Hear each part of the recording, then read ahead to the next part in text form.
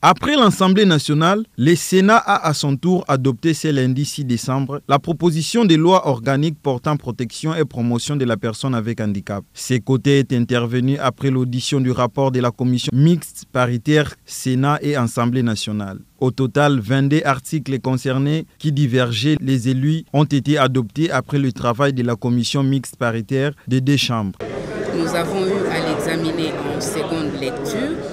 Et il s'est fait qu'en l'adoptant, il y a eu beaucoup d'amendements, ce qui a fait qu'il y a eu deux versions différentes, si on peut le dire. Donc la loi a été votée en termes non identiques par les deux chambres et c'est ainsi que la commission mixte paritaire a été organisée. C'est vrai que là-bas, à la commission mixte paritaire, nous étions là pour défendre notre position par rapport aux amendements, aux différents amendements que nous avons apportés au texte. Mais en toute chose, ce que je pourrais dire, nous avons été heureux de constater qu'il y a l'objectivité qui a primé et nous avons pu harmoniser les vues afin qu'un texte potable soit présenté. Lors de cette séance plénière, Modeste Bahati a également annoncé officiellement l'organisation du congrès des deux chambres du Parlement le lundi 13 décembre prochain à la demande du président de la République, Antoine Félix Tshisekedi Tshilombo. Face au nouveau variant de la Covid-19 qui frappe l'Europe, le gouvernement congolais est passé à une vitesse de croisière pour préserver la santé de la population. Le porte-parole du gouvernement, Patrick Mouyaya, a annoncé les nouvelles mesures prises dans le cadre de la prévention et lutte contre la pandémie à Covid-19 en RDC. Les mesures de prévention suivantes ont été mises à jour et renforcées. 1. Le port obligatoire et correct des masques dans tous les espaces publics, notamment les lieux de travail, les écoles, les lieux de culte, les commerces, les banques, les lieux de déroulement des activités sportives, les universités, les hôpitaux, les transports publics, les restaurants, les établissements d'hébergement et tous les édifices publics. Les bars, terrasses, discothèques et boîtes de nuit peuvent fonctionner normalement dans le strict respect de gestes barrières.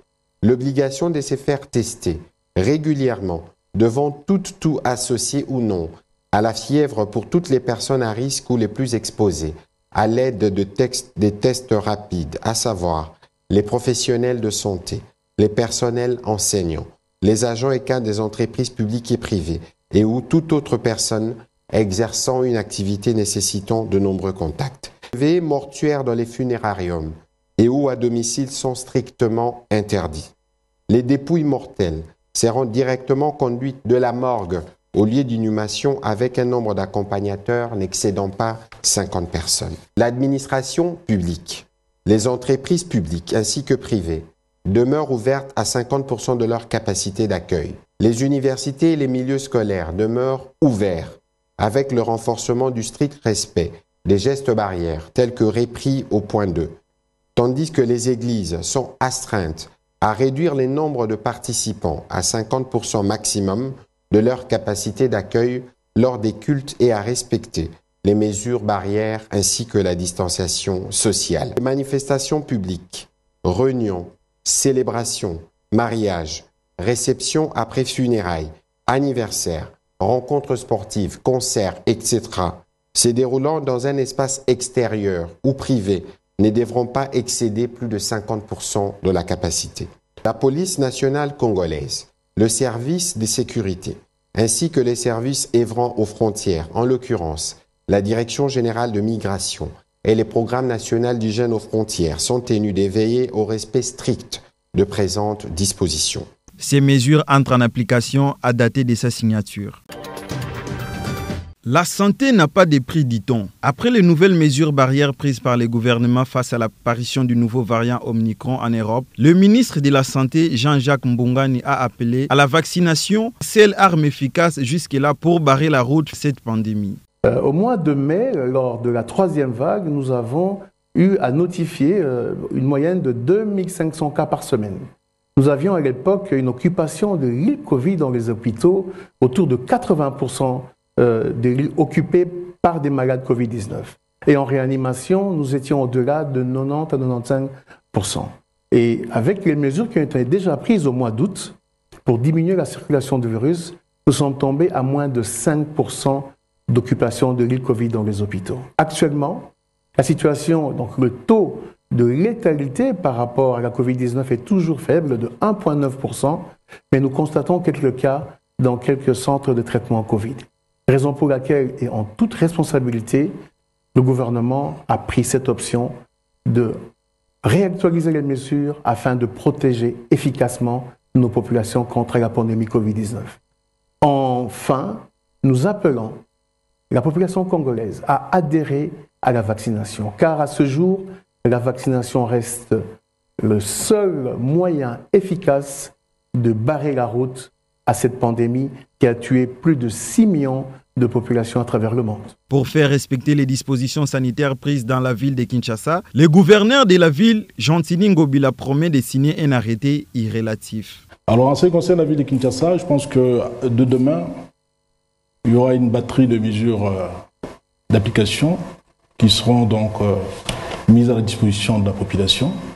Un arrêté sera également pris à cet effet. J'aimerais demander aux Kinoises et aux Kinois de respecter d'abord le couvre-feu, qui est donc institué depuis, donc l'heure n'a pas été changée, on n'a pas changé d'heure. Le couvre-feu est maintenu donc de 23h à 4h du matin, et les Kinoises et les Kinois doivent respecter les couvre-feux. Ce sont toutes ces mesures barrières qui ont fait que Kinshasa a été épargnée, où la République démocratique du Congo n'a pas subi beaucoup de dégâts en ce qui concerne la pandémie à Corona-19. Signalons par ailleurs que la population congolaise est donc appelée à respecter toutes ces nouvelles mesures barrières pour préserver la santé de tous contre la Covid-19 qui a pris la vie à plusieurs personnes depuis son apparition en 2020. Bientôt la construction de plus de 350 écoles préfabriquées en RDC. Essentiel de la rencontre entre le ministre de l'enseignement primaire, secondaire et technique, le professeur Tony Mwabakazadi, et le directeur de la société Anachi SPA, spécialisée dans la construction. Dans un premier temps, ce projet va concerner la ville-province de Kinshasa, espace Grand Kassai et Grand Équateur, avant de s'étendre dans d'autres coins du pays sur proposition du ministre de l'EPST. D'après Michel Laurence, le début de travaux est prévu en mars 2022. L'entreprise Anachi SPA va préfinancer les travaux et le gouvernement congolais se chargera de payer après la livraison des écoles, a-t-il précisé, avant de saluer la gratuité de l'enseignement de base en RDC. Notre objectif ici, c'est de venir en appui le président Félix et le ministère de l'Éducation en fournissant l'éducation, la gratuité de l'éducation à un nombre important d'écoliers selon le mandat que le président Félix qu'il a eu depuis 2019. Alors nous allons faire des arrangements, nous allons faire un montage spécial. Mais vraiment, nous sommes là pour assister les gouvernements et le peuple congolais. Ce projet permettra donc de faire face aux effets induits de la gratuité de l'enseignement primaire, notamment la problématique des effectifs pléthoriques dans des salles de classe. Nous sommes sur le boulevard Triomphal, en face du stade de martyrs de Kinshasa. C'est ici que sera érigée la station d'épuration d'eau usée de la ville, projet écologique premier du genre, mené conjointement par les villes de Kinshasa et de Brazzaville avec l'expertise du syndicat interdépartemental d'assainissement d'agglomération parisienne et d'éco-global. Lors de cet échange avec le responsable de ces deux entreprises, le gouverneur de la ville de Kinshasa, Jean-Tini Ngobila, a reçu, en présence de la commissaire générale en charge de l'environnement, des explications nécessaires relatives aux différentes phases de construction de cette station, dont les débuts de travaux est annoncé en janvier 2022. Monsieur Joachim du SIAAP a rassuré à l'autorité urbaine qu'en collaboration avec le ministère provincial de l'environnement, il sera organisé d'ici peu des ateliers de formation des agents pour l'aboutissement réussi de ce projet endéant 6 mois. Un projet d'assainissement, de traitement des eaux des habitants de la ville de Kinshasa. C'est le premier projet écologique et environnemental de ce genre qui aura lieu ici grâce à la volonté du gouverneur et de ses ministres qui ont soutenu le projet. Ici, on était sur la première étape de phase de terrassement du projet. C'est un projet qui, dès le janvier, va voir sa nouvelle phase de travaux commencer avec le remplissage des filtres, de géomembranes, d'agrégats et d'un réseau de tuyaux pour pouvoir mettre en œuvre la filtration de cette eau. C'est-à-dire dans 6 mois, 7 mois, on aura en tout cas la possibilité de faire l'inauguration, la première inauguration de la première phase. Car je vous rappelle que ici nous sommes sur la première phase du projet.